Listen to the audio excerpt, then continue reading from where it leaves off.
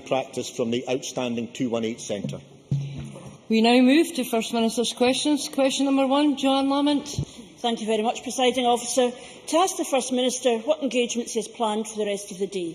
First Minister. Later today I will have meetings to take forward the Government's programme for Scotland. Joanne Lamont. Thank you. John Swinney told the Cabinet in private that the volatility of the price of oil, and I quote, creates considerable uncertainty in projecting forward Scotland's fiscal position. When was he going to share that with the Scottish public? First Minister. What John Swinney pointed out to the Cabinet is that the opportunities from Scotland having control of its own natural resources will allow us to transform the Scottish economy and society. Joanne Lamont.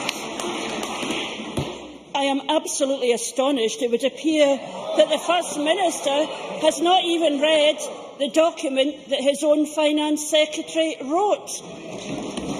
Or maybe he simply wasn't paying attention because it didn't say what he wanted it to say.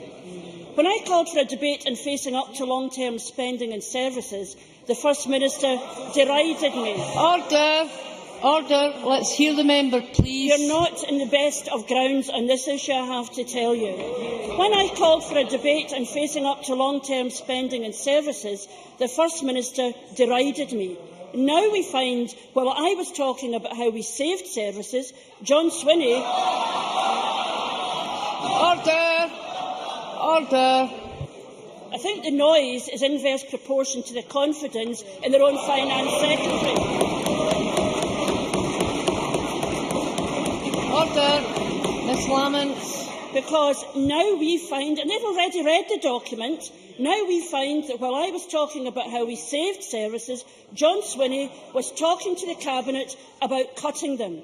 In private, John Swinney told his Cabinet colleagues of pressure on budgets. In private, he said that meant the need for, and I quote, policy choices. In private, he says, and I quote again, we must drive these programmes forward now. When were the Cabinet Secretaries going to say in public what John Swinney told them in private about cuts to their services? First Minister. Well, our policy choices were laid out in the budget document passed by this Parliament. But I love the new description of Joanne Lamont's cut commission as being about saving public services. I mean, here were we believing it was about abolishing free education in Scotland, abolishing free personal care, abolishing old-age pensioners' access to free transport. That's what the Labour Party had in mind for Scotland. But let's talk about the detail of this document. Order. We'll hear the First Minister. Misrepresentation on public spending. Paragraph 27 of John Swinney's document. From 2017-18 onwards, public spending is therefore expected to grow in line with the economy.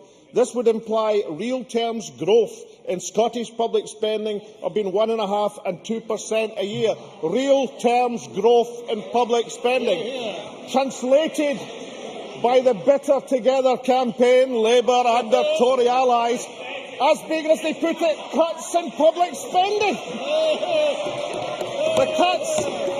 The cuts in public spending are happening now. The cuts in public spending are happening now, virtue of the Tory and their Liberal allies. The cuts to come from the Labour Party are part of Joanne Lamont's Cuts Commission, which she now pretends is to protect the Scottish people.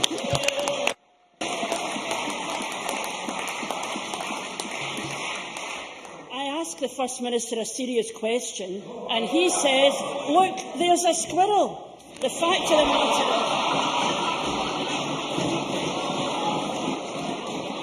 is, his lack of self-awareness and his selective quoting of his own document tells us something very serious at the heart of this government, that they will say one thing in private and deny in public the truth that we all know. I asked for honesty, so let's see if we can manage some honesty with the troops who risk their lives for our security. The decision by the UK Government to renege on its promise to the Scottish troops serving abroad that they would come home to Edinburgh was a blow. We can both agree on that. The Deputy First Minister described it as an act of betrayal, and we can agree on that too. But how did you describe the revelations in this leaked paper that, rather than increase the size of our armed forces, the SNP has, and I quote, made clear to the defence work streams that a much lower budget must be assumed. Order. Again, Order. should we now assume it will be a much lower budget and the Deputy First Minister was being dishonest with the troops? First Minister. Firstly, I quoted directly from the document, and I did so to indicate the misrepresentation of the Better Together campaign. I pointed out the document projecting real terms growth in public spending was described by Joanne Lamont and her Tory allies as cuts in public spending. That is clearly not true. Let's turn to the issue of defence. The issue of defence indicates exactly why Scotland should have the fiscal freedom, the freedom that independence will bring. Two things. One, currently over £3 billion, 3.3 or £3.2 billion, is allocated to Scotland as our contribution to the UK Defence Forces. But only £2 billion is actually spent in Scotland. Instead of the 6,000 additional troops that Scotland was promised 2 years ago, we're being offered 600 or even less in terms of the calculation, because Scotland only gets a fraction of what we pay for in defence. Except, of course, when it comes to weapons of mass destruction. When it comes to weapons of mass destruction, then we don't get underrepresented, we get overrepresented in Scotland. In fact, we get all of the UK's weapons of mass destruction. And that's why I find it extraordinary that a Labour Party, whose defence spokesman on the radio couldn't tell us how many troops the Labour Party would want to station in Scotland, but can tell us how many nuclear missiles they want to station in Scotland. Joanne Lamont. It is astonishing what a difference a day makes. Yesterday, this was the first draft of a discussion document, and which was overtaken by events. Now it turns out the document confirms the First Minister's land of milk and honey under independence. It can't possibly be both, because in private, John Swinney says that after separation, interest on our debt will be a significant feature of Scotland's budget. In private, they have read it. You might not have heard this. In private, in fact, I know you won't have heard it. In private, he admits that after separation, what we spend will have to be in line with policy set by a foreign bank, that of the rest of the United Kingdom. In private, John Swinney asked for a study into something as basic as the affordability of a state pension in a separate Scotland. In public, he says anyone who raises the same questions is talking Scotland down. Now, we've heard a lot of numbers from the First Minister today, but the real deficit that should be worrying Scots is the one between what the First Minister says in private and what he says in public. Isn't it the case that what in public the SNP claim is scaremongering, in private they agree is the truth?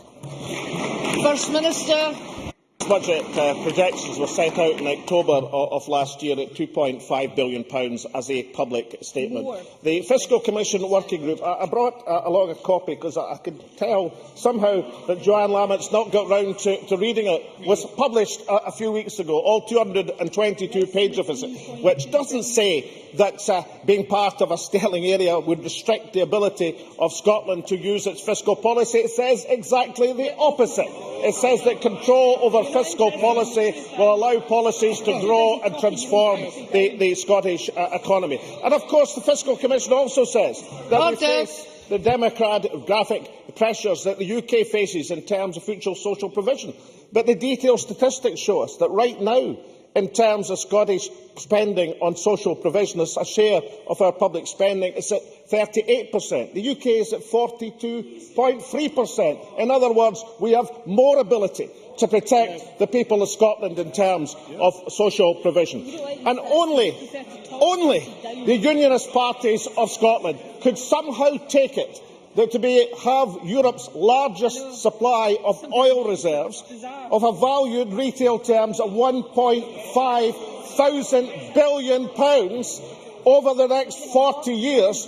Only the Unionist parties could somehow portray that as a disadvantage for the people of Scotland.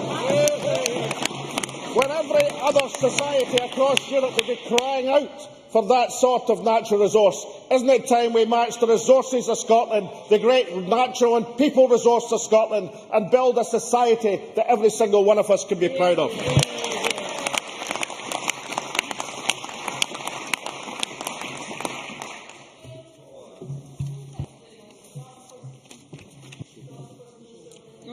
Can we have this?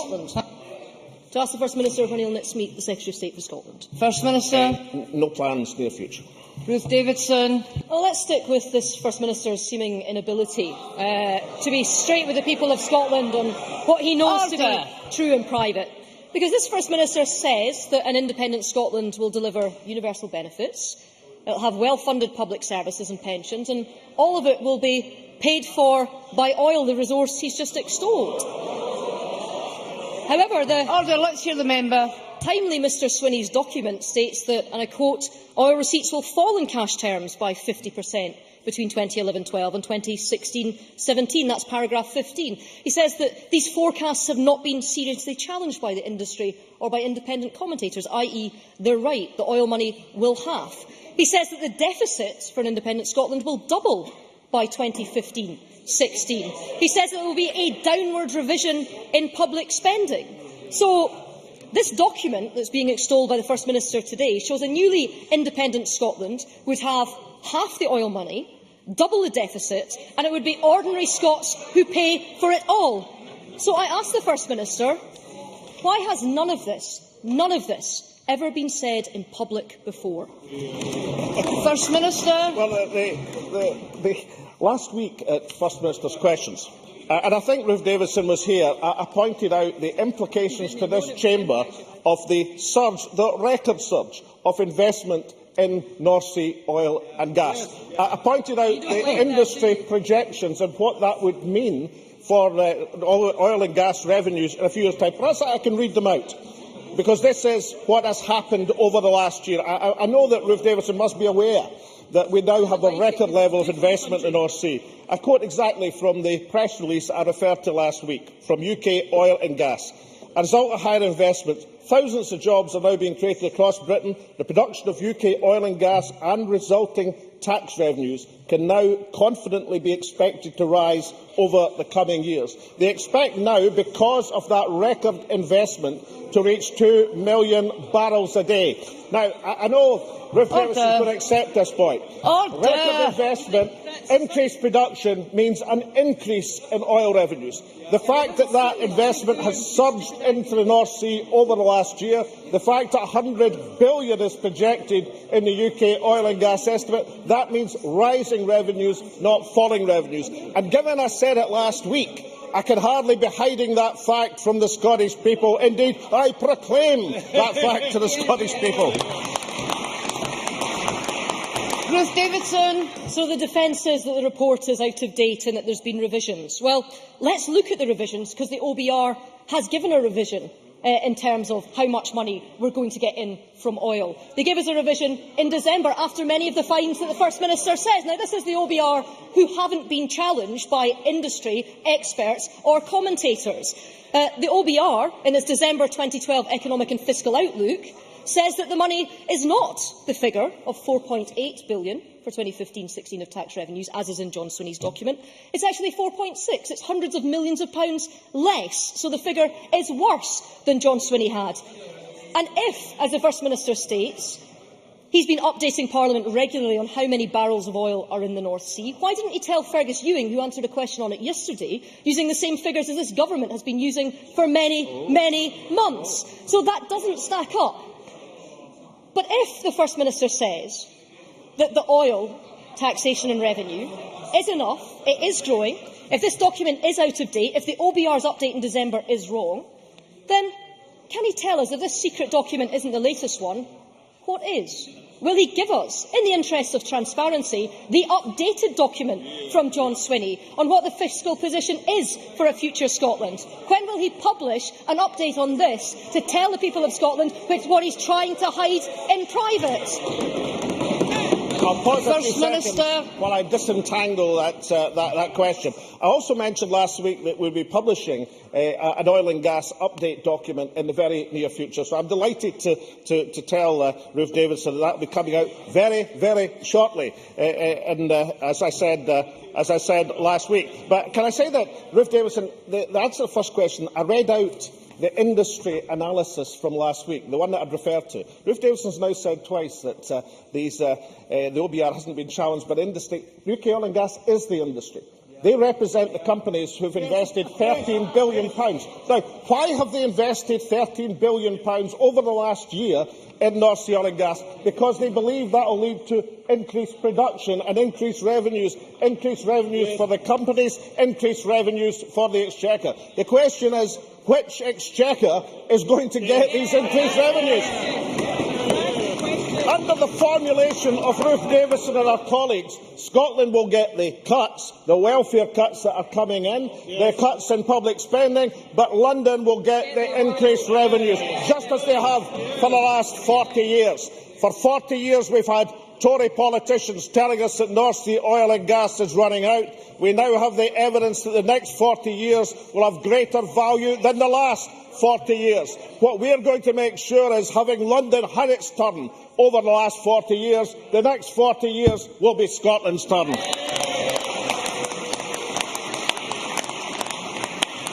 Constituency question, Adam Ingram.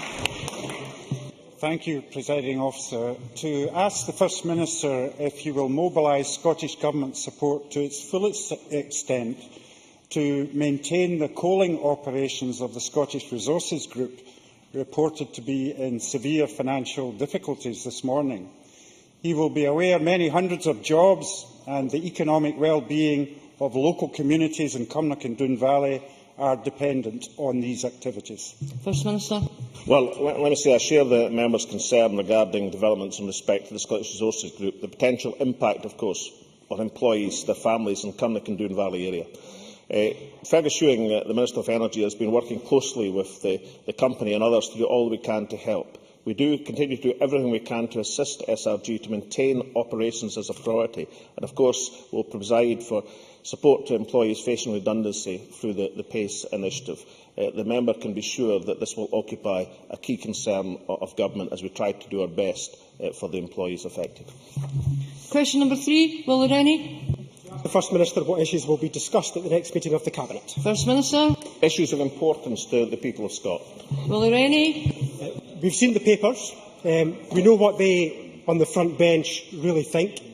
In private, he's a pessimist. On oil, they're worried.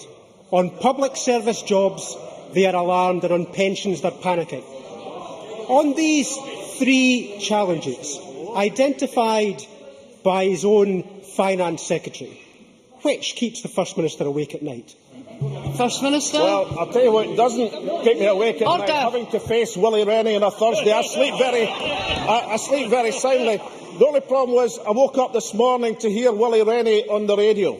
And if he said it once, he must have said it half a dozen times, that oil revenues were declining. Now I've actually read out the oil and gas survey from the industry last week, their arguments as to why oil production and gas production is going back to 2 billion barrels a day, why revenues are going to be rising as a result of the investment pouring into the North Sea. Perhaps Willie Rennie, next time he's on the radio, won't keep me awake in the morning by going through the familiar routine we've heard from unionist politicians since 1980, that it's all running out, it's not really worth anything, it's far, far too much trouble, it's the most enormous resource in the continent of Europe, and every other country would give their eye teeth to have command over these oil revenues.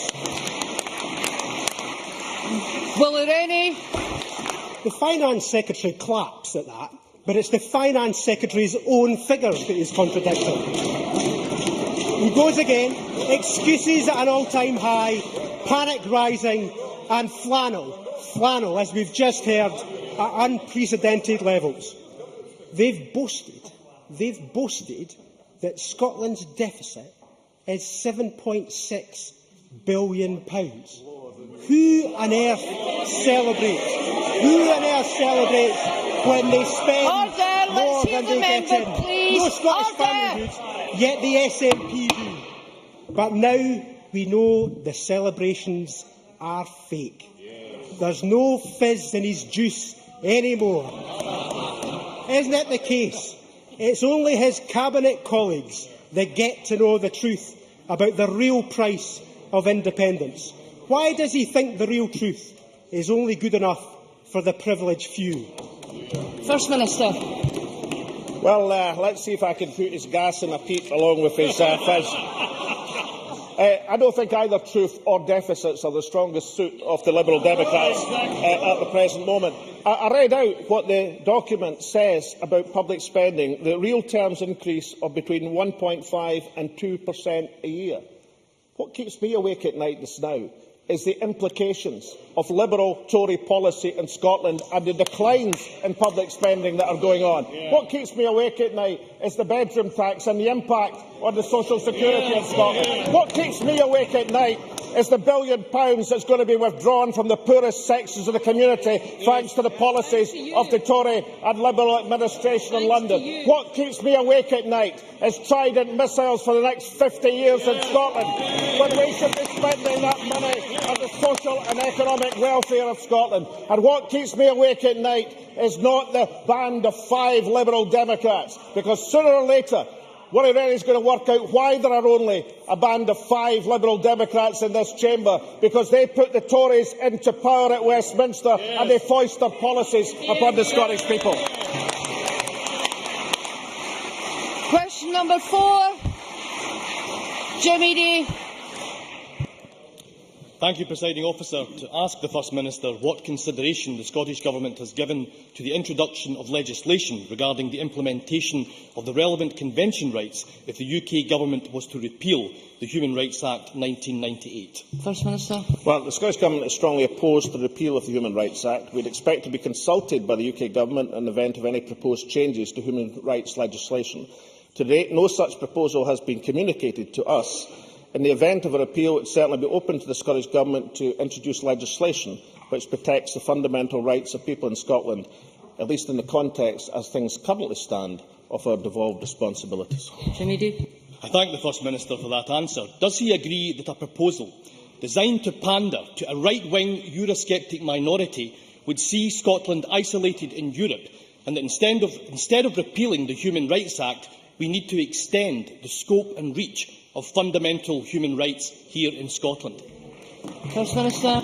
Yes, I do agree with that. I think it's the UK Government who are out at step with civilised people across the continent. I think their attitude is parochial and regressive in terms of their attitude to human rights. I think the European Convention fulfils a valuable role in current Scottish society. I think an independent Scotland with a written constitution would allow us to assert the positive rights that people in a modern democracy have the right to be expected and to be entitled. Lord Campbell. Does the First Minister agree with me that were the UK Government to repeal the Human Rights Act and withdraw from the jurisdiction of the European Court of Human Rights, it would set a unique precedent in the developed world, separating the United Kingdom from the other 46 participants in the court and putting the UK on the same level as Belarus? First Minister. Well, I certainly think that the trend in at least the dominant partner in the UK Government constitution is against the trend across civilised society. I have to say that when you get to the stage that you're so opposed to joint European action that you question the validity of European arrest warrants, which is what's been going on at Westminster. Arrest warrants which actually get some of the most dangerous, vicious people effectively repatriated so that they can stand trial and face justice. To actually put the politics of this before arresting murderers and rapists and other people who should be brought back to face justice just shows the extent to which the Tory party have not just lost touch with civilised values, they've lost touch with reality. Question number 5, Graham Pearson. Thank you, Presiding Officer. To ask the First Minister whether the Scottish Government will clarify the current relationship between the Scottish Police Authority and Police Scotland. First Minister. The respective roles of the SPA and the Police Service of Scotland are set out in the 2012 Act are based on those that have been in place and have worked well for more than 40 years in Scotland. Graham Pearson. I thank the First Minister for that brief answer. In 4 separate interviews, the Chief Constable has indicated he will be unable to maintain the 1,000 additional police officers during the forthcoming spending period due to budgetary pressures. In addition, police staff from Unison last night shared their substantial experience of job losses and insecurity with members of this Parliament. Given the evident friction between the SPA convener, government officials and the Chief Constable, exposed in correspondence belatedly released to the Justice Committee this week, is the First Minister committed to ensure the Chief Constable is appropriately empowered in terms of HR and finance, subject to proper accountability, to deliver on the job concerns expressed by police staff and the Chief Constable? First Minister. Well, yes, I do believe that, and let me quote directly from Chief Constable House on Tuesday. I believe that Police Scotland needs a balanced and integrated workforce of police officers and police staff. I would be keen to examine ways to improve that balance within our agreed budget. But I must repeat, we do not have a strategy or plan to backfill police staff roles with police officers. I want as many officers as possible to be on the street in an operational role. Now, we know that, yet again, we're seeing police numbers in Scotland at record levels. That would never have happened if the Labour Party would have been in office, and I think we can take from that that the 37-year low in recorded crime would not have happened either. But I have to say to Graham Pearson, I saw his quotes in the papers on Sunday on, as he puts it, the historic or belated documents. These matters were settled in January and February in terms of the detail. And instead of raking over, as he puts it, the belated documents, shouldn't put his weight and his experience behind the SPA and the new Police Service of Scotland working effectively as they are to bring about a police service in Scotland of which all of us can be proud. Christine Graham. Thank you very much, Presiding Officer. Notwithstanding that, at a meeting last night at Unison with many civilian staff present, there were many who were very concerned. They didn't know what was in the future for them, not just next week, but in the coming years. Does he share my concerns that with the combined force, the SPA and the single police force coming into being on the 1st of April, that these matters must be addressed urgently for the sake of these employees and their lives? First Minister. Well, yes, I do agree, which is exactly why I read out the quote of the Chief Constable on Tuesday in terms of the balance that he sees in terms of the forces in Scotland. I have to say that it's been argued that the increase in police numbers in Scotland is somehow at the expense of the civilian staff Well, I see it being said again. I had a look at the figures from England and Wales. Not only... Order. Let's hear the First Minister. I seem to remember the Labour Party had some responsibility in Wales at the present moment. But I had a look at these figures. Yeah, but I think it's instructive to see what the Labour Party actually does when they're in office, as opposed to what they say they'll do when they're in opposition. And what is instructive is that not only are police numbers in England falling dramatically, that police support staff are also falling faster than they've fallen in Scotland. And therefore I believe that the single police service of Scotland will allow us to make the efficiencies that are necessary, and that is why we're having a single police service and deliver the correct balance of police staff and police officers to bring about that police service of which we can all be proud. Alison McInnes. These matters that Graham Pearson referred to are not settled. The SPA meets tomorrow and it returns to the core question of where power lies. But the public is to be kept in the dark as the item is to be taken in private. Does the First Minister agree with me that it's clearly in the public interest that the people of Scotland should be able to follow exactly how decisions that will fundamentally shape the future of Scotland's policing are being reached?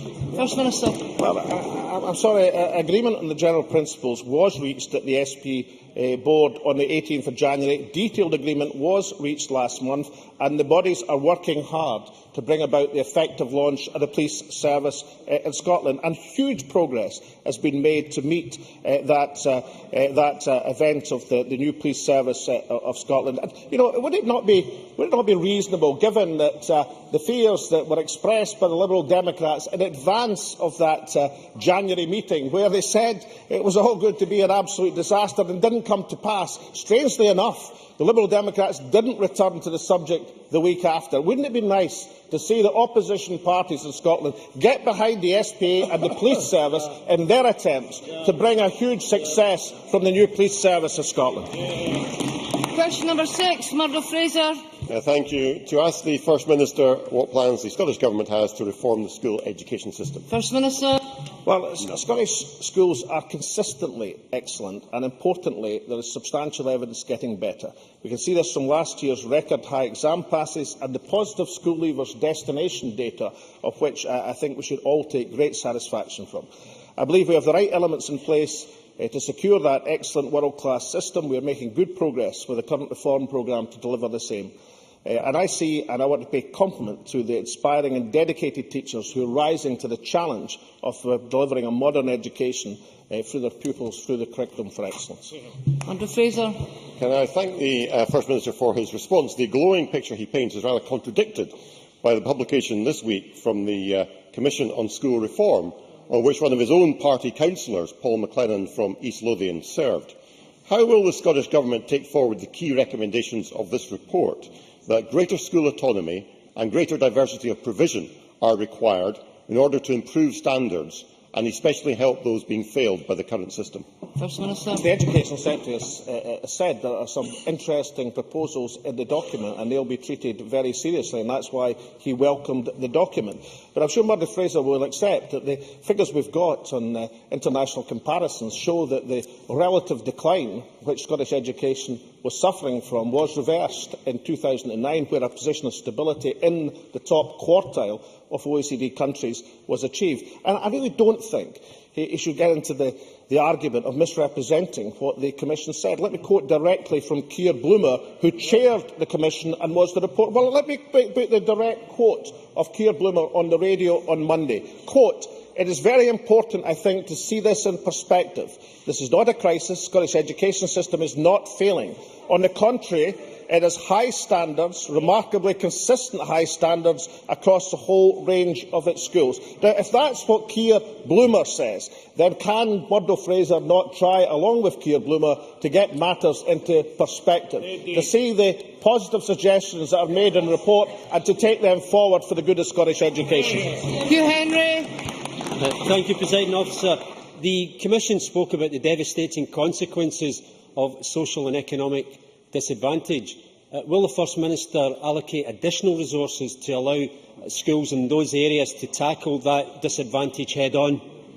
First Minister. We look substantially at positive proposals to attack poverty and disadvantage in Scottish society, as the member well knows, in examining this government's record, and in terms of our ambitions for early intervention to tackle what has been a historic failing in Scotland of not achieving the universality of excellence in education that we want to achieve. But I have to say to the member, the way to secure that universality, to get every child in Scotland an educational chance, is not to impose tuition fees when they try to get into higher education.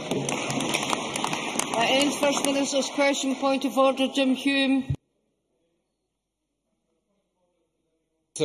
During yesterday's NHS waiting times debate, the Cabinet Secretary for Health suggested that I was misleading Parliament by highlighting that health boards will now be measured against a percentage of 95% and not 98% for discharging A&E unit attendees within 4 hours. It was even suggested by the Cabinet Secretary and your point of to order Murdo is... Fraser that he didn't understand the difference between a standard and a target.